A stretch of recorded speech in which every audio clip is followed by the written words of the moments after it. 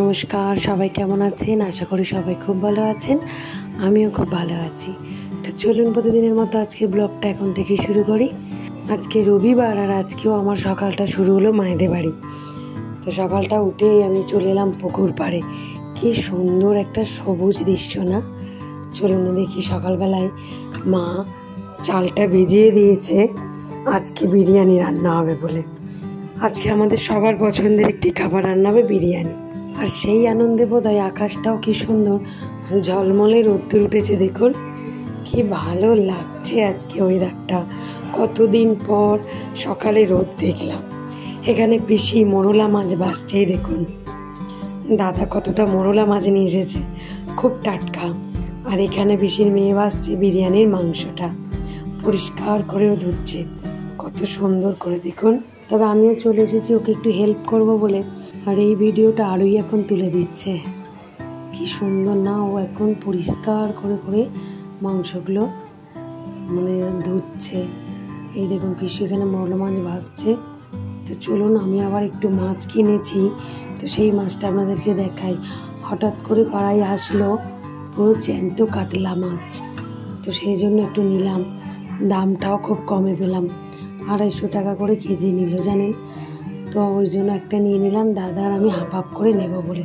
কারণ একটা এত বড় কাতলা মাছ আমাদের পক্ষে সম্ভব নয়, বা হাতে বেশি সময় নেই। 3 দিন খাওয়া দাওয়া, ধরুন সোম মঙ্গল বুধ। তো সেই জন্য আমি হাফ, দাদা হাফ নিল।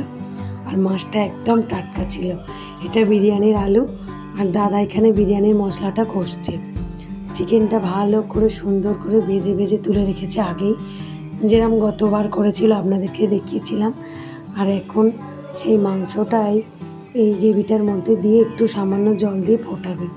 তো সেই গ্রেভিটাই তৈরি হচ্ছে। এত সুন্দর, এখনই গন্ধটা উঠে গেছে না, যেন মনে হচ্ছে বিরিয়ানি কমপ্লিট।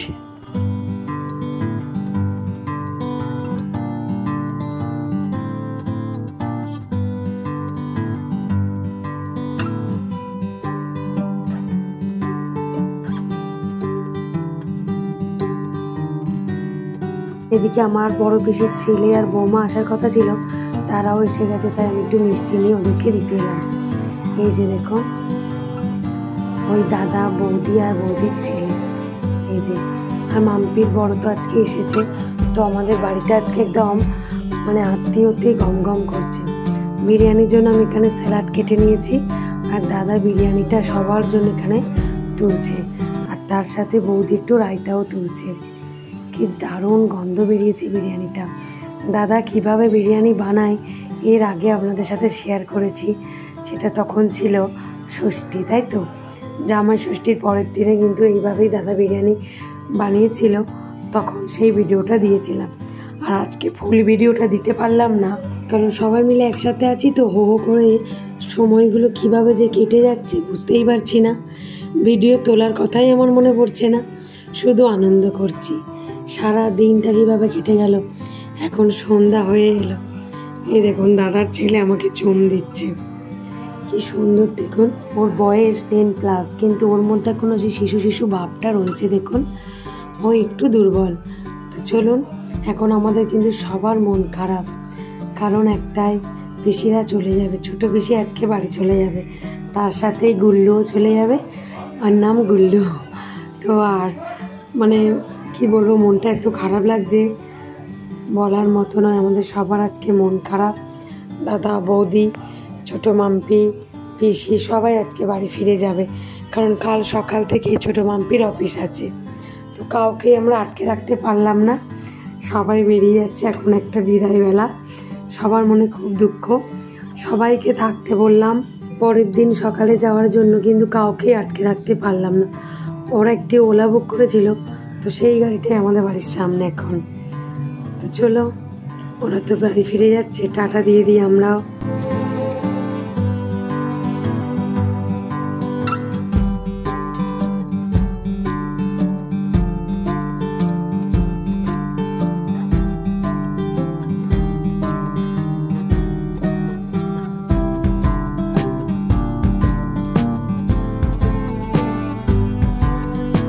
তো থাকার মধ্যে আমি মাম্পি রয়ে গেলাম।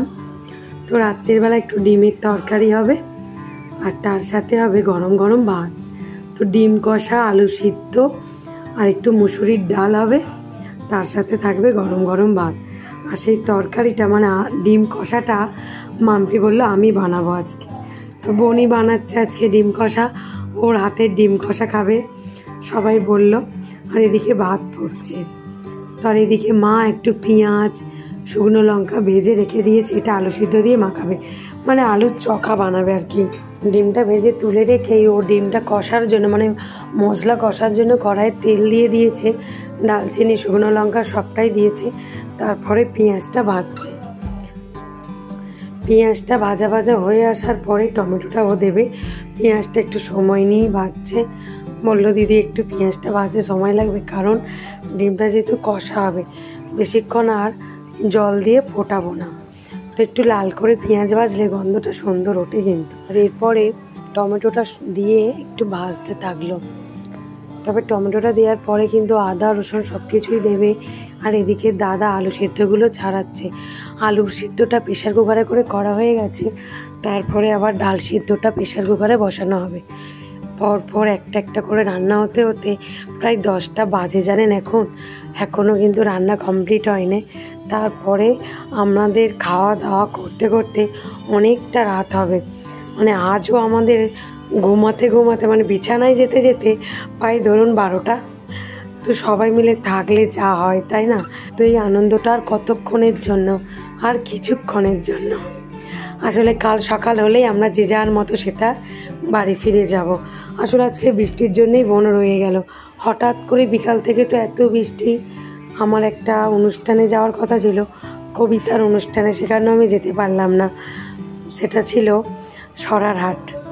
তো আজকে যাওয়া হলো না, আর সবাই ছিল, আমি হয়তো যেতামও না, সবাইকে ছেড়ে মনটা খারাপ হয়ে যেত। আর এত বৃষ্টি এলো তাও সবাইকে আটকে রাখতে পারলাম না। তো মশলাটাই লঙ্কা হলুদ নুন সব কিছুই দেওয়া হয়ে গেছে, এবারে ভালো করে বোন মশলাটাকে কষবে, তারপরে ডিম সিদ্ধটা তুলে দেবে। তবে ডিমটা বেশও সুন্দর নুন হলুদ দিয়ে ভেজেছে। আমি কিন্তু ওইভাবে ভাজি না, মানে খুব একটা ভাজি না, বেশিরভাগ সময় এমনি দিয়ে দিই, সিদ্ধ ডিমটাই তুলে দিয়ে দিই।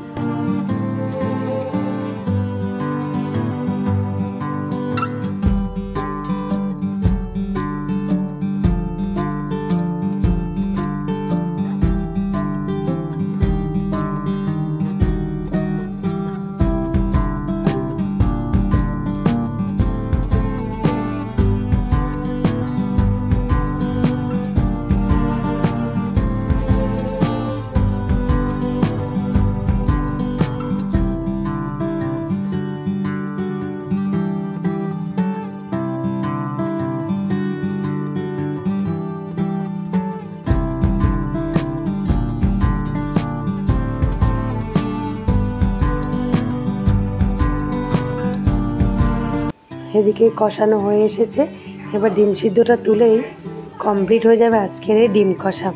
তো ফ্রেন্ডস, আজকে ভিডিওটা তাহলে এখানে শেষ করছি। আগামীকাল একটি নতুন ব্লগে আপনাদের সাথে আমার আবারও দেখা হবে। তো সবাই সুস্থ থাকবেন, ভালো থাকবেন, সবাইকে ভালো রাখবেন। আর ব্লগটা কেমন লাগলো অবশ্যই আমায় কমেন্টে জানাবেন। তো ফ্রেন্ডস, যদি ভিডিওটা ভালো লেগে থাকে তাহলে একটা লাইক সাবস্ক্রাইব করে পাশে থাকবেন। টাটা।